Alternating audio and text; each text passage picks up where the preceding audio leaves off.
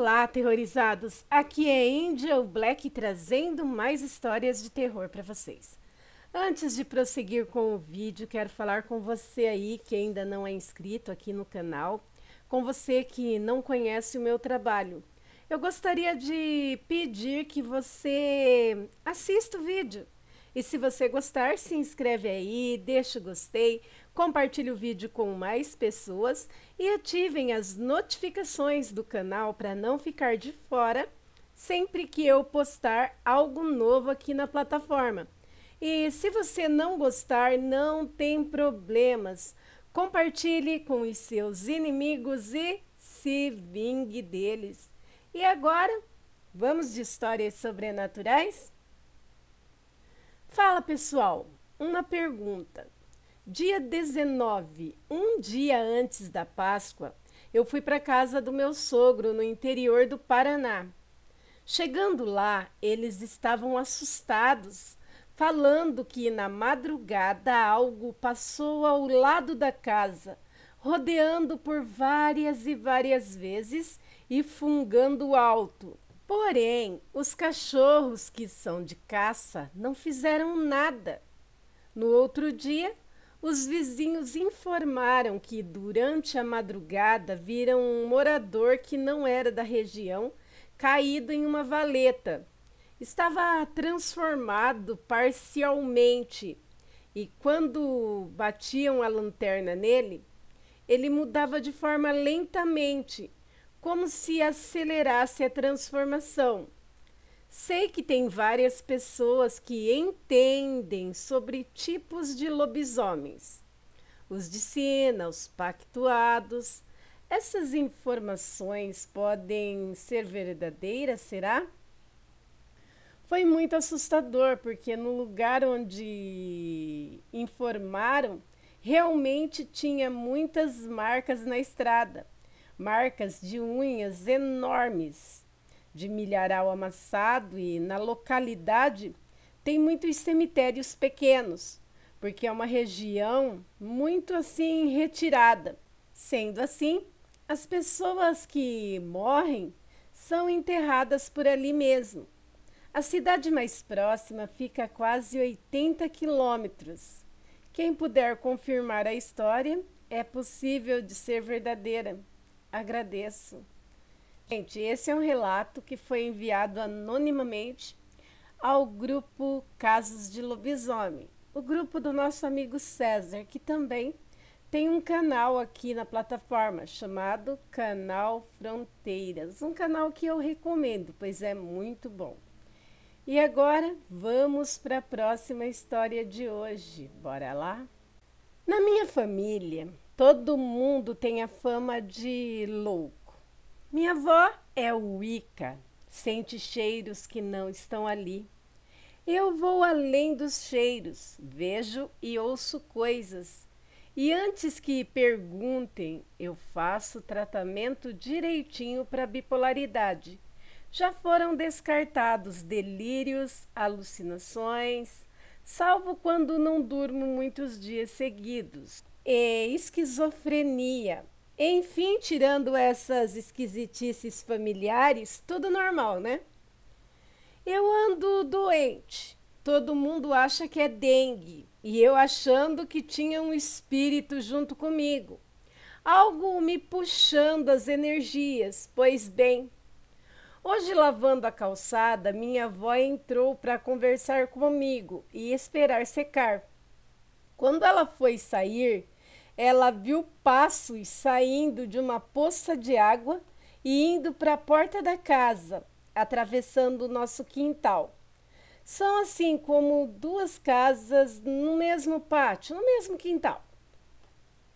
Olhamos, não havia ninguém dentro do quintal e as pegadas, que por sinal eram de um calçado muito grande, foram sumindo. Olhei bem para onde estavam indo e iam para onde estou ficando. Infelizmente, é o único lugar que tenho para dormir no momento. E o que estou podendo fazer é expulsar e dizer que não é bem-vindo aqui. Das minhas vivências, essas são as mais fracas. Já tive contato físico com entidades, de tirar elas da minha cama de madrugada. Precisei proteger toda a casa, benzer a casa, me benzer. Era um espírito muito ruim que tinha sido chamado para estar ali por alguém. Quando isso aconteceu, eu era adolescente, morava sozinha. Levei dias para conseguir voltar para minha casa novamente. Eita! E aí, aterrorizados, vocês já passaram por experiências iguais a essa? Este relato foi enviado anonimamente. Bom, eu vou dizer que eu acredito, pois quem segue o canal sabe que eu já tive experiências sobrenaturais por 2 vidas. E posso garantir que não é nada assim legal. É realmente assustador. Dentre todas as experiências que eu vivi, salvam-se 3, no máximo, que não me deram tanto medo. Bem, mas vamos para a próxima história de hoje? Esse aqui me parece interessante. Um anjo de asas molhadas. Dizem que toda vez que choramos a perda de um ente querido, é um impedimento para que esse espírito possa seguir em frente. Gente, minha avó sempre falava isso. Voltando aqui o relato. O filho único da minha amada amiga Lúcia, o Renan, desencarnou aos 16 anos e foi uma tragédia que abalou a nossa comunidade. Em geral ali, ele era um menino muito alegre, gentil e de riso fácil, capaz de mover o mundo inteiro só para ver alguém bem. E detalhe, inclusive aqueles que ele não conhecia. Me lembro que ele começou com uma febre alta e foi levado às pressas para o hospital. E desde então entrou em coma e nunca mais voltou para casa. Isso acabou com Lúcia. Ela chorava dia e noite inconformada. Ela se fechou em um mundo particular. Dizia que a vida não tinha mais sentido, a não ser ela esperar o dia em que finalmente iria reencontrar o seu filho querido. Mas algo estava prestes a mudar. Em uma tarde, enquanto ela adormeceu, após outra crise de ansiedade e choro, ela sonhou com Renan. Ela conta que ele estava em um lugar pouco iluminado, mas dava para ouvir o seu choro enquanto ele chamava por ela. Mãe? Mãe, me deixe ir, mãe. Eu preciso ir para casa, mas suas lágrimas e lamentos não me deixam caminhar. Mamãe, eu sei que dói a minha partida, mas saiba que dói em mim mais ainda te ver sofrer por algo que é tão natural. Mãe, a morte não é o fim, é apenas o começo de uma nova jornada. Pare de chorar, mãe. As suas lágrimas me pesam e eu não consigo caminhar. Lúcia me disse que acordou e fez uma oração em intenção ao filho, e dali em diante não chorou mais. Sente saudades, é claro, mas entendeu que deveria deixá-lo ir e continuar aqui a sua jornada. Daí para frente não sonhou mais com Renan sofrendo. Da última vez, ele estava em um campo florido e muito feliz. Por conto contado. E foi postado no grupo Casos de Assombração 2. Gente, a minha avó sempre falava sobre não chorar muito quando perder um ente querido, porque o nosso choro pesam-lhe as asas e não deixa eles voarem de volta para casa. E eu ouvi isso há tanto tempo da boca da minha avó. Foi quando eu tive assim a primeira perda que realmente marcou a minha vida. Foi quando eu tinha 10 anos de idade e faleceu a filhinha da minha irmã. O nome dela era Vanessa. E tinha muita gente sofrendo, minha mãe, a minha irmã, né, que tinha 15 ou 16 anos na época e tinha perdido sua primeira filhinha. E eu lembro da minha avó dando esses conselhos, que não podia ficar chorando muito, que impediria o anjinho de alçar voo de volta para casa. E aí, vocês já ouviram algo parecido? Conhecem histórias assim? Se sim, enviem para o e-mail do canal que está na descrição do vídeo e deixem aí suas opiniões nos comentários. E agora vamos para mais uma história? Era para ser só um final de semana tranquilo no interior. A casa era antiga, daquelas herdadas de algum parente distante que ninguém lembrava direito. Minha mãe disse que precisava dar uma olhada no lugar antes de vender. Me ofereci para ir por ela, um fim de semana sem barulho, sem redes sociais, só eu, um livro e o silêncio. Perfeito. Só não me avisaram sobre o quarto do fundo. A casa tinha aquele cheiro de madeira molhada e mofo antigo. As janelas eram pequenas e os móveis estavam cobertos com lençóis encardidos. Dei uma volta, conferi tudo, exceto uma porta, a única porta trancada. No chaveiro tinha uma etiqueta como não abrir. Algo assim. Claro que foi aí que eu fiquei curioso, mas por enquanto deixei para lá. Na primeira noite acordei com um barulho. Era como se alguém arrastasse algo pesado pelo corredor. Levantei, o coração batendo rápido, peguei uma lanterna e não vi nada. Mas percebi que a porta do fundo estava entreaberta, mesmo com a chave ainda no meu bolso. Entrei devagar, a madeira no chão rangia a cada passo. O quarto era completamente vazio, só havia uma cadeira bem no centro e nas paredes haviam arranhões, centenas de arranhões, alguns tão fundos que arrancavam pedaços de madeira. Virei para sair, mas a porta se fechou sozinha, assim atrás de mim, puf, num baque seco. Tranquei de novo, tentei não pensar mais naquilo, tentei dormir, mas quando acordei no dia seguinte, haviam marcas de unhas na porta do meu quarto. Como se alguém tivesse ficado ali a noite toda tentando entrar.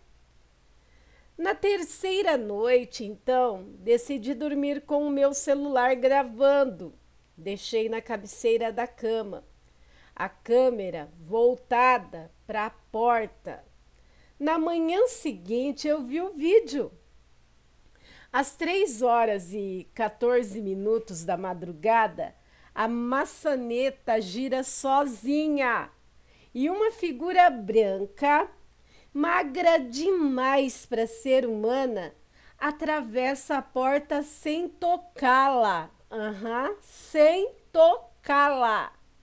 Ela se aproxima da cama, fica parada do meu lado por 1 minuto e 27 segundos. Sem rosto, sem olhos, apenas pele esticada. Então ela sussurra: como se falasse direto no microfone. Você não devia ter entrado. O pior, no reflexo do espelho, eu não estou dormindo. Estou de olhos abertos o tempo todo e sorrindo. Eita! Essa foi de arrepiar, hein? Por sombras do medo. O que seria essa criatura, hein, aterrorizados? Quem tiver alguma ideia e quiser postar aí nos comentários, eu ficarei muito grata. Só sei que deu um arrepiozinho na espinha. Você já se imaginou nessa situação? Eu, hein? Bora para mais uma história? Para quem acredita em manifestações sombrias e ataques de espíritos maus, aqui vai uma história que se passou na década de 1990, principalmente no ano de 91, na cidade de Gachupé, no interior de Minas Gerais. Essa história ocorreu no final do carnaval daquele ano, de terça para quarta-feira de cinzas. Naquele ano, eu apenas com 16 anos de idade trabalhava como garçom nos finais de semana, na sorveteria da Dirce, que ficava no centro da cidade, bem em frente ao Coreto. Hoje, depois de décadas, fechou a sorveteria, que era o point da cidade na época, e ficou a saudade daqueles tempos e a história que eu vou contar agora. Na época da sorveteria, entrava e saía muitos funcionários, principalmente garçons. Isso ocorria por causa do movimento lá ser muito alto nos finais de semana. Toninho, que era o responsável pela empresa, contratava mais 2 ou 3 garçons para atender a demanda nos finais de semana ou algum feriado prolongado. Me lembro como se fosse hoje, na sexta-feira, início de carnaval. Chegou lá mais 2 rapazes para ajudar eu e o José. Um senhor que já trabalhava na casa fazia vários anos e já estava velho. Esse era o seu José. Ele não conseguia mais dar conta de atender tanta gente ali. Na época, a cidade recebia gente de todos os lugares, principalmente de São Paulo. E a sorveteria era o local de encontro de muitos jovens. Bom, o caso foi o seguinte, vou chamar a vítima do acontecido aqui de Carlos, porque essa história é real e assustou muita gente na época. Carlos trabalhou aquele final de semana na sorveteria normalmente. Era um rapaz alto, bem magro, de pele escura, quase negra. Cabelos sempre bem penteados e tinha um rosto magro, assim como o resto do seu corpo. Ele parecia aqueles soldados do exército devido ao seu estado físico bem sadio. Na terça-feira de carnaval, o movimento da sorveteria acabou às 4h30 da madrugada, quase amanhecendo. E Carlos, ao sair, encontrou mais 3 amigos. E depois de algumas cervejas lá no Cuca Fresca, uma lanchonete que ficava também no centro da cidade, resolveram ir embora. Naquela época, poucas pessoas possuíam carros e a vida da maioria era andar a pé. Carlos e os amigos moravam no Jardim Planalto. Estou conhecendo a cidade aqui, gente. Acho que eu já morei lá. Um bairro que fica até hoje passando o cemitério local. Morei no Jardim Planalto. Com muitas cervejas na cabeça e ousadia na alma, quando se aproximaram do cemitério, um dos amigos fizeram uma aposta. Isso já eram quase 6 horas da manhã e o céu já estava se abrindo. A aposta foi o seguinte: quem pulasse o muro do cemitério e trouxesse uma flor de algum túmulo, ganharia o direito de ficar com uma garota de programa. Carlos, que não tinha medo de nada e era o mais corajoso do grupo, disse que faria sem medo, que ganharia aquela aposta. Porém, os amigos disseram que precisavam ver se o que ele iria fazer era verdade, se realmente pegaria flor em algum túmulo, como fora o combinado. Para isso, desceram a rua rente ao cemitério. No meio da rua tinha um portão pequeno que dava acesso ao cemitério. O portão era usado por alguns funcionários e dali dava para ver tudo dentro do lugar. Carlos subiu nas costas de um dos amigos e, quando bateu a mão no muro, algo do lado de dentro o puxou com força, jogando mesmo em cima de alguns túmulos que ficavam bem perto. No mesmo instante, algo se apoderou do seu corpo, fazendo-o tremer e a dizer palavras desconexas. Assim relataram os amigos que estavam pelo lado de fora, vendo tudo pelo portão. Ele começou a tremer e a falar coisas estranhas, uma língua que nós não entendíamos. De repente, ele se levantou. Tinha os olhos vermelhos e começou a quebrar os túmulos que estavam em sua volta. Carlos quebrou 3 túmulos e arrancou para fora, ai que nojo, pedaços, restos mortais, deixa eu tirar um pouco o terror aqui, e começou a comer. Não satisfeito, pulou o muro de volta, correndo na captura dos amigos.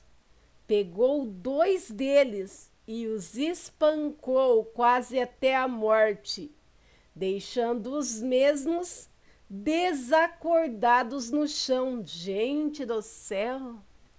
Depois de agredir os amigos do lado de baixo do cemitério, tinha um terreno baldio, onde se encontrava um cachorro morto. Ele ficou de 4, como se fosse um bicho, e comeu partes do animal. Chamaram a polícia e, quando chegou a viatura, ele desceu a rua correndo para nunca mais ser visto. Essa história nunca saiu dos meus pensamentos. Sempre fiquei intrigado com o que tinha acontecido com aquele rapaz naquela manhã de carnaval, quando foi atacado por algum espírito mau, sabe? Quando desafiou as portas do além-túmulo. Depois de anos, descobriu o que tinha acontecido. Os cemitérios são lugares sagrados que, quando morremos, o nosso corpo fica ali para sua última morada. E num cemitério chega a todo tipo de almas, tanto as boas como as más. Apenas o corpo que é tragado pela terra, mas o espírito permanece vivo. E muitos espíritos ficam junto ao corpo, principalmente se o espírito for apegado à vida terrena. Ele vai ficar ali, por muito tempo, sofrendo as consequências da vida quando encarnado, credo.